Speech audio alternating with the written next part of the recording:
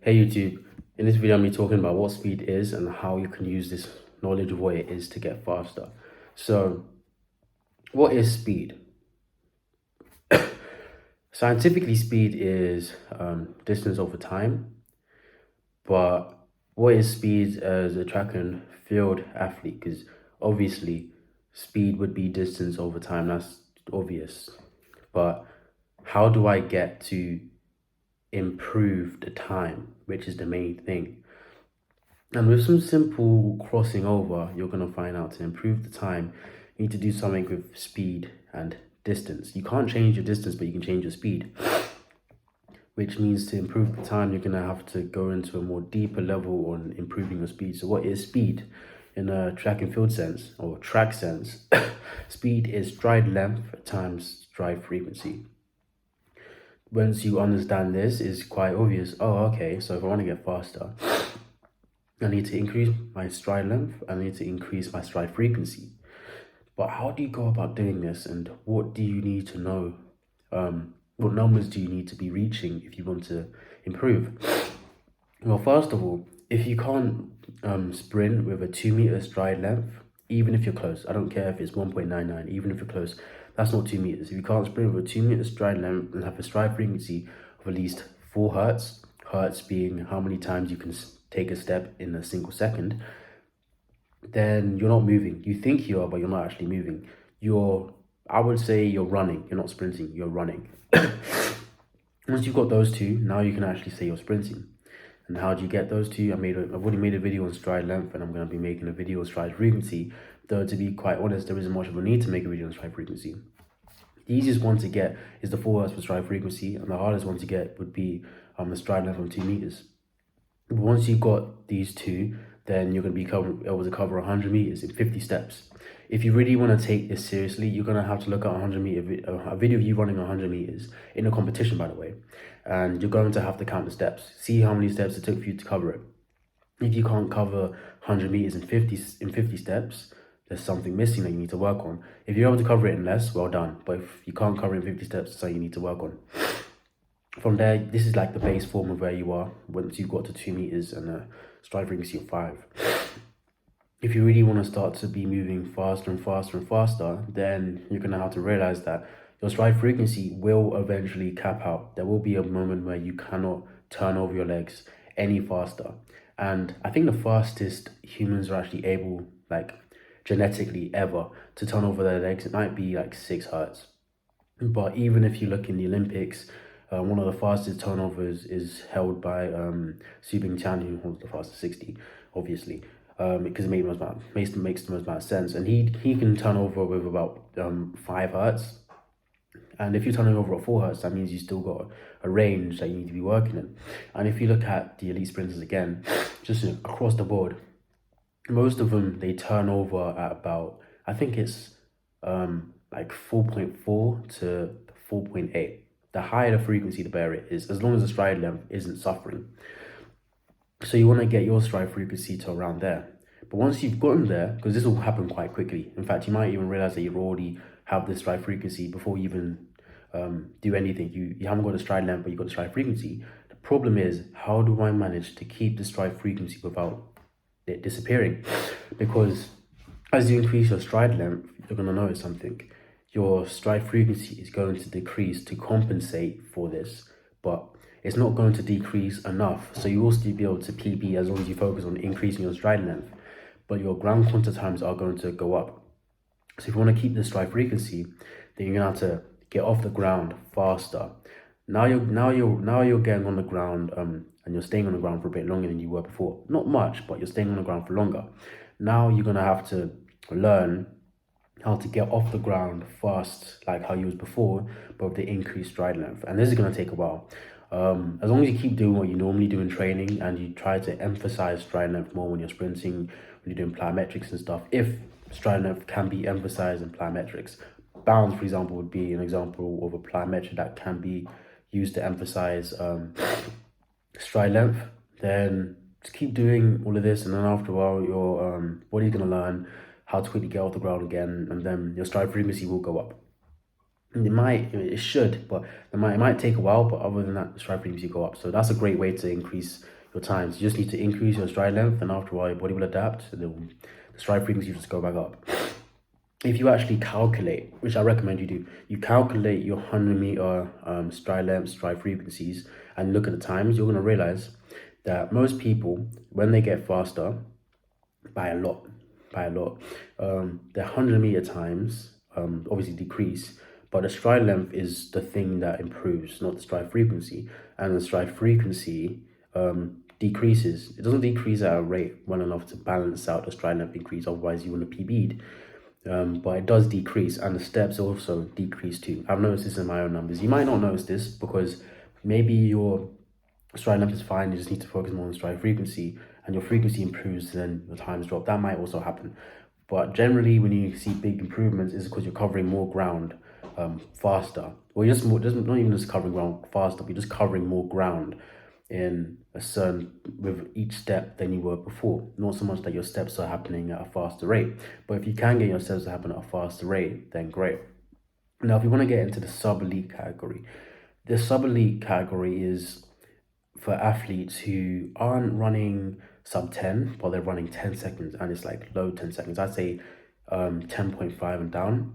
You're going to need to increase your stride length to about 2.2 meters and your stride frequency to 4.4. As your stride length starts to increase, you're going to realize that this stride frequency might seem like, oh yeah, this isn't going to take much to get to. This will be very hard to achieve, but if you can pull that off, the amount of fast twitch muscle fibers you have will be insane, and the turnover you're able to achieve because of this will be exceptional, which will allow you to get that stride frequency. This will happen after some time. You're going to have to wait, but once you get that, that's great.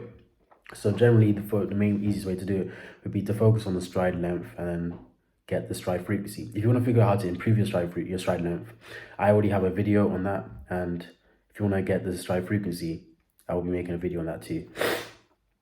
So once you've got to 2.2, the next thing you're going to have to do is make sure you're able to get the frequency at the same time. And obviously, it's not going to get you 10.5 on the dot. If you was able to pull that off, you'd be probably moving a lot faster than this 10.5, trust me. But once you start to get close to those numbers, you trying to achieve these, you're able to improve, then the times you're going to be able to get will be exceptional. So if you really want to like be able to go from high 11 seconds to low 10s, stride length, and just basically just pray that stride frequency doesn't disappear, and you're just gonna show up to one meet and people are gonna look at you like weird, like how did you go from 11 whatever to 10 something? And it's because you increased your stride length. But you need to make sure that you're able to increase the stride length but get off the ground faster, which is why if you want to do it instantly, you would really just have to pray that your body adapts really quickly. Otherwise, you're gonna have to keep practicing, training, and your times are gonna just drop bit by bit. But then after a while, the times are going to suddenly just decrease by a lot. And then you get to hear everyone say all of that great stuff. But that's not really important because this is really just about you trying to improve. If you want to get to elite levels, then your stride length can't be 2.2. It has to go up again. Whilst the stride frequency can stay around about the same. It can still be like 4.4. So obviously, we want to try and increase the stride frequency because depending on your leg length, what's gonna happen is your biomechanics just gonna open up to the most amount they can, and then from there, if you want to travel more with each step, you're gonna have to generate more power. You can generate more power quite quickly at the start, and this will show in your increased stride frequency. But to go beyond that, you're gonna have to be generating a lot more power, which is gonna take a while. But once you figure that out, you've increased your stride length, which is great.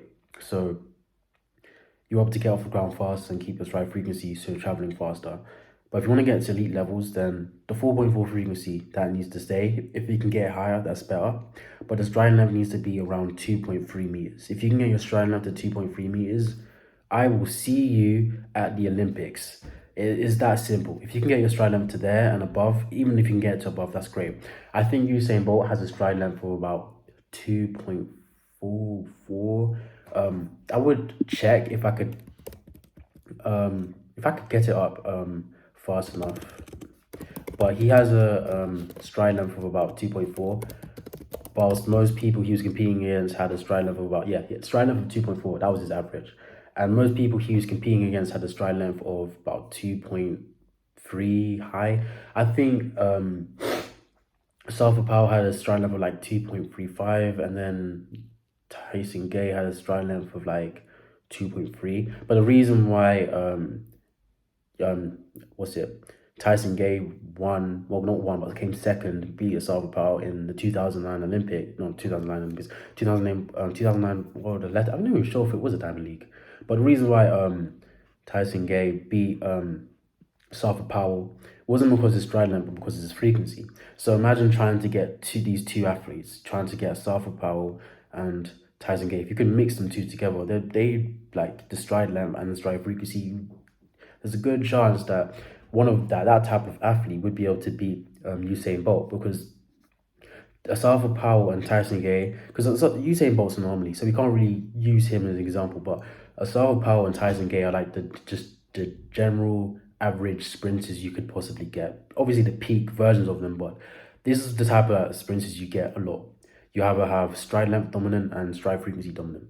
But if you can mix the two together, which is the goal, world records would go down. Even Usain Bolt's world record wouldn't really stand much of a chance. I can't really check the numbers, and I haven't really prepared the numbers to check, but I'm sure if you was able to get a Suffer Powell stride length with Tyson Gay's stride frequency, Usain Bolt would have lost that race, and the world record would have gone if this happened to some athlete later on. And a good example of someone who's executed a race like that and got a world record is Florence Griffiths-Joyner, Flojo. She didn't have an insane stride frequency, but it was quite fast.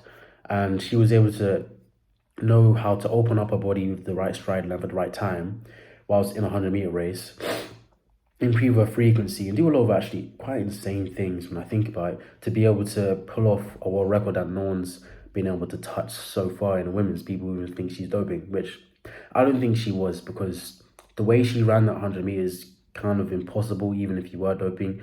Otherwise, someone would have, like Tyson Gay, he would have doped and beat Usain Bolt by now, which he didn't manage to do during his professional career. So it takes a lot more than that. But if you want to truly be able to achieve speed, you need to understand that obviously stride length and stride frequency are the keys to improve speed in track and field. But you don't just need to understand these two numbers. You need to understand these two metrics. You need to understand how to improve these two metrics without causing a deterioration in the other. There's no point in getting a 2-meter stride length if your stride frequency decreases to like 3.9, because most likely your frequency is well above 4 hertz. But there's no point in getting to 2 meters if the stride frequency decreases to 3.9. It doesn't seem like a big difference, but it's a very, very big difference.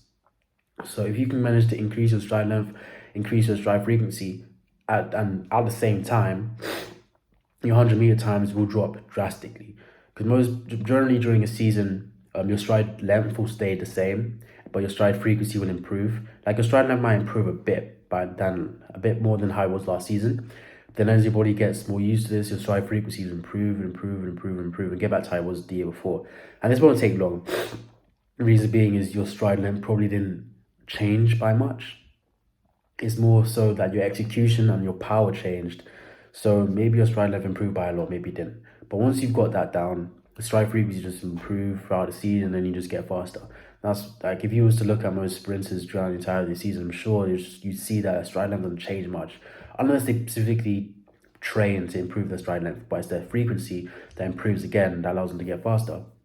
But if you want to go beyond just minor improvements in a season, like 0.1 or 0.2, but you want to get like really large times off of your personal best, like 0.3 above, then you need to not just improve your stride frequency, which will just happen naturally anyway, but it's your stride length. Figuring out how to improve your stride length so you can maximize your biomechanics for your body, and improve the amount of power you're able to produce will allow you to sprint faster than you were before. And let's say you start off your season with, in fact, I think I started my season something like this. Not my actual season, but my just general year-round season, with stride frequency close to like 5. It was like 4.8, 4.9. Like if you looked at it, it would look just like it was 5 hertz. But then my stride frequency decreased by a lot. My stride length leveled out. And if I'm able to get my stride frequency close to how it was when I first started my season in indoors, then my times will just drop drastically. And the second my body understands how to do that, then I'm going to be flying essentially. So if you really want to be able to get faster, once you understand how speed operates, and you train in such a format so you can improve, the only way from there is up. If you like my video, like the video, let me know in the comments section below. Check the description, because anything I forget to say in the video, I always put in the description. And if you like my content, subscribe. Helps the channel out a lot. I post every 2 days at 1 p.m. Greenwich Mean Time. If you don't know when that is, just hit the bell and then you'll be notified instantly.